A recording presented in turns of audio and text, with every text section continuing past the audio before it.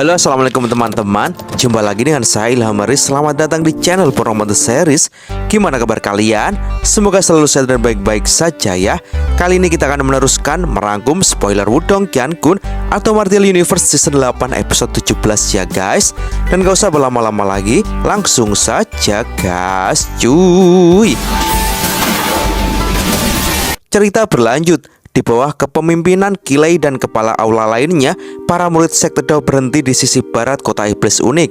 Kota yang penuh dengan bahaya dan kekacauan ini menjadi tujuan perjalanan mereka setelah hari-hari yang panjang. Qilei menginstruksikan semua murid untuk berhati-hati meski mereka adalah bagian dari sekte super, karena kota iblis unik penuh dengan individu teduh yang tidak takut menyinggung sekte manapun. Setelah beberapa hari perjalanan, Lindong merasa perlu untuk beristirahat dan berlatih secara diam-diam. Namun, rencananya berubah ketika Ying Wanwan datang mencarinya. Dengan bujukan dan kegigihannya, Ying Wanwan berhasil mengajak Lindong keluar. Saat mereka berdua hendak pergi, mereka bertemu dengan Ying Xiaoxiao dan Wang Yan, dua murid senior dari sekte Dao. Ying Wanwan menghindari tatapan Ying Xiaoxiao yang hanya tersenyum setengah ketika melihat mereka. Ying Xiaoxiao kemudian berkata kepada Lindong, "Kami juga ingin keluar. Ayo kita pergi bersama. Ada distrik pencarian harta karun di sini yang sangat menarik. Aku yakin kamu akan tertarik." Sontak Lindong terkejut dan langsung bertanya, "Distrik pencarian harta karun?" Ying Xiaoxiao menjelaskan bahwasanya kota iblis unik berada dekat dengan wilayah iblis unik. Banyak pemburu harta karun sering memasuki wilayah tersebut dan menemukan berbagai harta. Namun, banyak dari harta ini sudah rusak atau kuno, tetapi ada beberapa yang bernilai tinggi jika seorang memiliki wawasan yang luar biasa. Lindong merasa tertarik setelah mendengar cerita tersebut, terutama tentang seseorang yang pernah menemukan harta Yuan murni di sana. Meskipun tempat itu berbahaya, Lindong setuju untuk pergi bersama mereka. Distrik pencarian harta karun terletak di distrik utara kota iblis unik dan merupakan salah satu tempat yang paling ramai. Harta karun yang ada di sana cukup layak jika seseorang memiliki penirwana yang cukup. Ketika mereka memasuki distrik tersebut, keramaian dan suara bising langsung menyambut mereka. Tempat itu penuh dengan batu datar besar yang dilindungi oleh penghalang cahaya, tempat para pedagang memamerkan barang-barang unik mereka. Ying Wanwan dengan keceriaan muda yang khas menikmati berkeliling di antara kios-kios, mengagumi berbagai barang aneh dan kuno yang dijual. Namun, saat mereka semakin dalam menjelajahi distrik tersebut, jumlah kios mulai berkurang, tetapi kualitas barang yang dipajang meningkat drastis, mengejutkan Lindong dan teman-temannya. Ying Wanwan memberitahu kalau barang-barang di bagian terdalam ini adalah yang asli. Mereka yang berani menjajakan barang di sini adalah yang paling terampil. Selain itu, juga ada cukup banyak murid dari sekte super di sini. Pada saat ini, Lindong mengamati sekelilingnya dan memang melihat banyak orang muda dengan lencana sekte di daerah mereka. Mereka adalah murid yang dikirim untuk berpartisipasi dalam kompetisi sekte besar.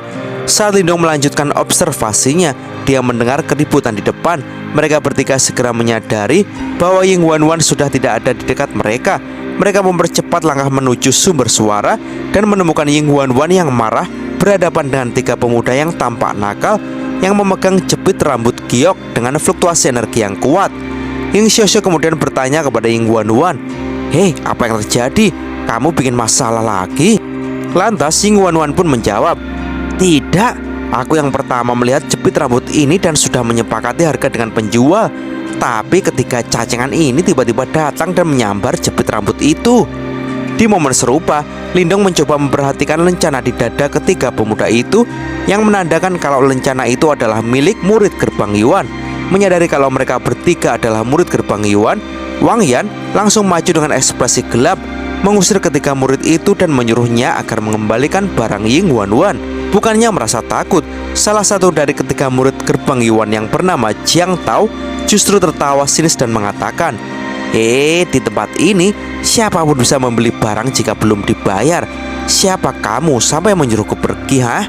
Sambil mencengkeram pedang berat di punggungnya, Wang Yan dengan dingin berkata, "Kalau begitu, kami akan memaksamu sampai kamu pergi." Jiang Tao sama sekali tidak gentar. Dia justru mengepalkan tangannya dan sepotong batu giok terbang ke udara, memancarkan simbol gerbang Yuan. Segera, suara angin menderu terdengar saat banyak murid gerbang Yuan bergegas ke tempat itu. Ying Wanwan juga marah. Dia melemparkan batu giok sinyal sekte Dao ke udara. Dalam sekejap, banyak murid sekte Dao bergegas menuju tempat itu, membuat lingkaran besar di sekeliling mereka. Kerumunan yang tadinya ramai menjadi diam menunggu pertempuran antara dua sekte super ini. Lindong mengamati situasi yang semakin memanas ini. Tiba-tiba suara angin kencang terdengar dari langit dan seorang sosok kuat yang diselimuti cahaya petir turun ke tanah. Sosok itu ternyata adalah Lei Qian, raja guntur kecil dari gerbang Yuan. Sambil tertawa arogan, Lei Qian berkata, "Haha, Wang Yan, pecundang sepertimu berani menyuruh murid gerbang Yuan ku pergi? Kali ini biar kulihat apakah kamu bisa selamat lagi." Ekspresi Wang Yan menjadi sangat gelap sambil berteriak dengan marah memanggil nama Lei Qian. Keadaan semakin tegang saat murid dari kedua sekte mengeluarkan senjata dan bersiap untuk bertarung. Sementara penonton di sekitar mereka menahan nafas menunggu pertarungan besar yang akan segera pecah. Dengan nada mengejek, Lei Qian menantang murid-murid sekte Dao. Dia mengambil jepit rambut giok dari tangan Jiang Tao dan menantang siapa saja dari sekte Dao untuk merebutnya dari tangannya. Jika mereka berhasil, dia akan membayar tagihan dan meminta murid-murid gerbang Yuan meninggalkan tempat tersebut. Murid-murid sekte Dao marah, tetapi sebelum Wang Yan bisa bergerak, dia dihentikan oleh Lindong. Dengan senyum tipis, Lindong meminta Wang Yan dan Ying Wanwan untuk membiarkannya menangani situasi ini. Meskipun Ying Wanwan ketakutan dan mencoba menghentikannya, Lindong menenangkannya dengan mengatakan bahwa ini bukan tentang jepit rambut, tetapi ada beberapa hal yang tidak bisa dihindari dan harus dihadapi. Dengan tenang, Lindong melangkah maju menghadapi Lei Qian. Di sekitarnya, para pengamat menatap dengan penuh minat. Di pavilion terdekat, dua sosok memperhatikan kejadian tersebut. Salah satunya adalah Ling Qingzu, seorang wanita cantik dengan aura bangga dan menyendiri. Bersamanya, seorang pria tampan yang tampaknya sangat menghormatinya. Ketika mereka melihat Lindong melangkah maju, ekspresi keduanya berubah. Pria tampan itu terkejut bertanya-tanya siapa sosok kurus yang berani menantang Lei Qian. Ling Qingzu di sisi lain menatap sosok itu dengan tatapan yang berbeda. Dia mengenal Lindong 5 tahun lalu di puncak kekaisaran Dayan. Mereka pernah bertemu. Saat itu Lindong hanyalah seorang pemuda lemah yang berusaha keras untuk menjadi kuat.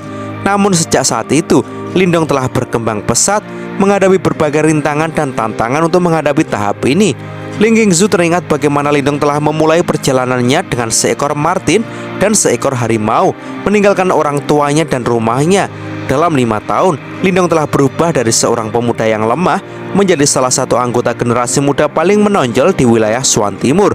Sekarang, dia berdiri di hadapannya sebagai seseorang yang mampu menantang raja kecil seperti Lei Qian. Sementara Ling Qingzu memikirkan semua ini, Lindong terus maju. Tanpa ragu, dia menghadapi Lei Qian yang tampak mengejek dan meremehkan. Namun, Lindong tetap tenang. Dia tahu bahwa ini adalah saat untuk membuktikan kekuatannya, bukan hanya untuk dirinya sendiri, tetapi juga untuk sekte Dao. Sontak banyak orang di kerumunan sekitarnya terkejut melihat Lindong yang berani maju. Mereka awalnya mengira Ying Xiaoxia atau Wang Yan yang akan mengambil tindakan. Di antara murid-murid sekte Dao, hanya mereka berdua yang dianggap mampu melawan Lei Qian. Namun, pemuda di hadapan mereka tampaknya tidak dikenal. Sambil melirik ke arah Lindong, Lei Qian berkata, "Wang Yan, kau biarkan pendatang baru melakukan pekerjaan kotor. Apakah kau pikir aku baik hati?" Pada saat ini, murid gerbang Yuan di belakangnya tertawa terbahak-bahak sambil melirik Lindong dengan sinis.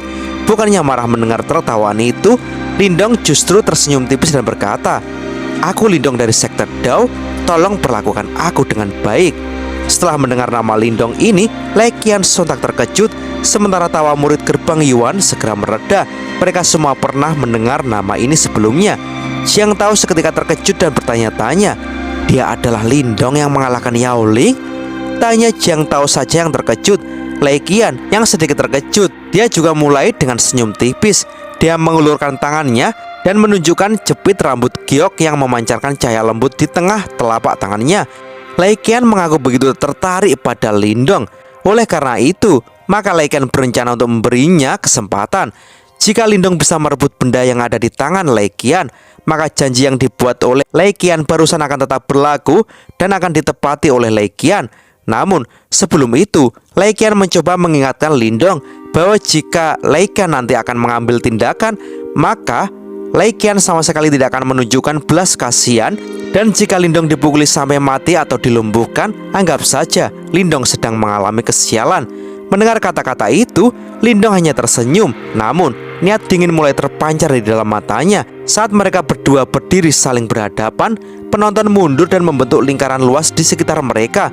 Semua mata tertuju pada mereka, menanti momen saat Lindong berusaha merebut jepit rambut dari Lai Qian, salah satu dari 3 raja kecil gerbang Yuan.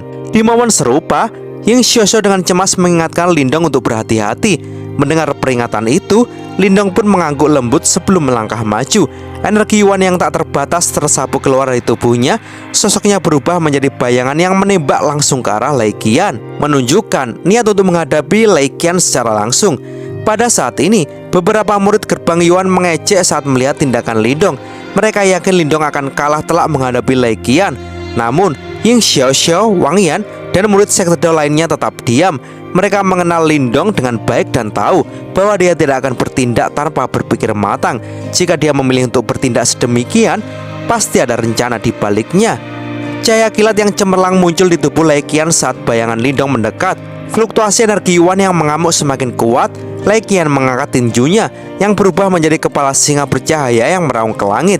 Setelah itu, Lai Qian mengerahkan seluruh kekuatannya dalam serangan tinju singa bergemuruh. Fluktuasi cahaya itu mengamuk menggetarkan tanah di sekitarnya, menciptakan jaring retakan yang menyebar. Serangan Lai Qian sangat kuat dan mematikan.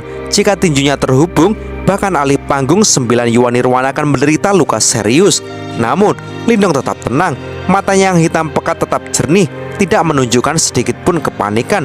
Ketika tinju Lai Qian mendekat, Lindong membentuk segel aneh dengan tangannya, memancarkan fluktuasi yang menakjubkan. Sama seperti tinju Lai Qian hampir mengenai Lindong, tinju itu tiba-tiba membeku meskipun hanya sesaat. Momen tersebut sudah cukup untuk menentukan pemenangnya. Dengan gerakan cepat, Lindong menghindar dan tubuhnya melintas melewati Lai Qian. Seperti bayangan hantu, saat keduanya berpapasan, suara tabrakan keras terdengar, membuat semua orang di sekitarnya terpana. Dalam sekejap, Lai Qian terbang mundur dan menghantam batu besar, menghancurkannya berkeping-keping. Seluruh area itu sunyi seketika. Murid gerbang Yuan yang awalnya mengejek kini terdiam. Mereka menatap kosong pada pemandangan di depan mereka, tidak percaya apa yang baru saja terjadi. Ying Xiaoxiao, Wang Yan, dan murid sekte Dao lainnya terkejut. Mereka tidak memahami apa yang baru saja terjadi. Pertarungan yang seharusnya meledak-ledak tampaknya berakhir dengan cara yang aneh. Tatapan penonton tertuju pada Lindong yang berdiri dengan tenang tanpa luka sedikit pun, seolah-olah serangan Lai Qian bahkan tidak menyentuhnya.